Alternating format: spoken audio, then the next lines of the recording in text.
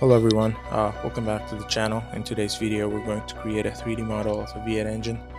This version highlights the core components of a V8 engine such as the piston, the engine block, connecting rod and crankshaft. I won't be going into the details in this video. I'm planning to build a more complete and detailed V8 engine model in the next video. Uh, for this video or this current model, uh, I just made it to resemble the foundation, the simplified look of a bare bones of a V8 engine.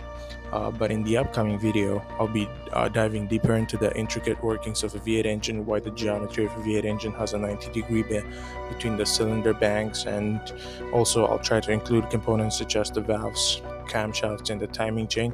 I am still trying to work out the kinks for a timing chain. 3D printing a timing chain is not easy. If you guys have any tips and tricks for that, leave them in the comment section below. And yeah, for this video I'm just gonna make it as an ASMR where I'll just play some background music and show you the assembly of the current bare bone V8 engine. But yeah, stay tuned for the third video where I'll be making a more complicated V8 engine. But thank you for tuning in.